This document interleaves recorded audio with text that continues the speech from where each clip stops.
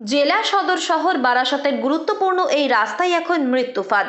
সামান্য বৃষ্টি হলেই রাস্তা হয়ে যাচ্ছে পিচ্ছিল, আর তার জেরেই ছোট বড় যানবাহন থেকে দু চাকার যাত্রীদের ক্ষেত্রে ঘটছে দুর্ঘটনা।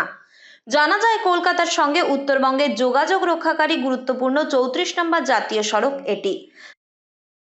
এতই খারাপ অবস্থা, গাড়ি যাতায়াতে খুব সমস্যা হচ্ছে। প্লাস হচ্ছে যখন পাশেই কলেজ আছে, কলেজের ছাত্রছাত্রীরা যাতায়াত করছে, এতে কি হচ্ছে একটা বিদেশি খারাপ ব্যবস্থা, একটা খুব খারাপ অবস্থা। এখানে ইমিডিয়েটলি কিছু একটা করা উচিত, মানে এই জায়গাটা না ঠিক করলে খুব মানে যাতায়াতে যেরকম সমস্যা হচ্ছে, প্লাস ছোট বড় যত গাড়ি আছে, এটা যত তাড়াতাড়ি একটা ব্যবস্থা না করলে এখানে বিপদ হবেই। ছোটোখাটো বিপদ থেকে বড় বিপদও হতে পারে। জেলা সদর শহর বারাসতের এই গুরুত্বপূর্ণ রাস্তা ব্যবহার করেই প্রতিদিন যাতায়াত করেন হাজার হাজার মানুষ সহ যানবাহন। এমনকি পণ্যবাহী গাড়িও এই রাস্তা ব্যবহার করেই চলাচল করে। সেই জায়গায় দাঁড়িয়ে 11 নম্বর রেলগেট এলাকায় বেহাল রাস্তার ছবিটাই যেন চেনা হয়ে গিয়েছে বারাসতবাসীর কাছে। মাঝে মাঝে রেলের তরফ থেকে ওই রেলগেট এলাকার রাস্তা ঠিক করা হলেও অল্প দিনেই বেহাল হয়ে যায় তা।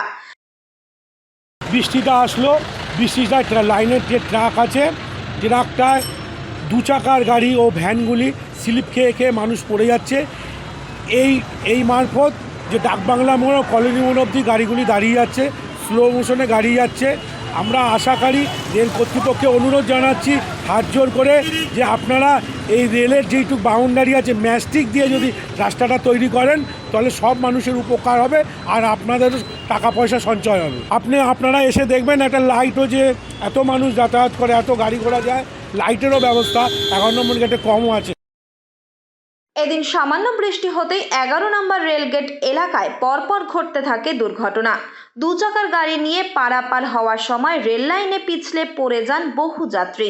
এই ঘটনায় বেশ কয়েকজন আহত হয়েছেন বলেও জানা গিয়েছে। সামনেই কলেজ থাকায় প্রতিদিন বহু ছাত্রছাত্রী এই রাস্তা ব্যবহার করেই আসা যাওয়া করেন। তাদের চলাচলের ক্ষেত্রেও তৈরি হচ্ছে আশঙ্কা।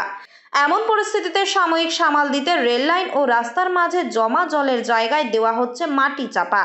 আর এতেই প্রশ্ন উঠছে, আবারও যদি বৃষ্টি হয় সেক্ষেত্রে আরও ভয়ঙ্কর পিচ্ছিল হয়ে উঠবে গোটা এলাকা। বিষয়টি খতিয়ে দেখতে বেহাল এই রেলগেট পরিদর্শনে আসেন বারাসত লোকসভা কেন্দ্রের সাংসদ ডক্টর কাকলি ঘোষ দস্তিদার।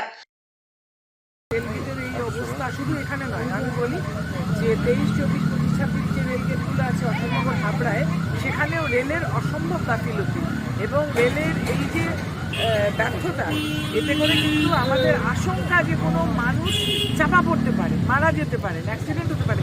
এখানে বাইক আরোহী, সাইকেল আরোহী সব পড়ে যাচ্ছে। এটা চিঠি লিখবো মন্ত্রকে, এটা তাদের দৃষ্টিগোচরে। কেন্দ্রীয় সরকারের মানুষের প্রতি দায়বদ্ধতা তলানিতে এসে ঠেকেছে, তারা দেশ চালাতে পারছে না।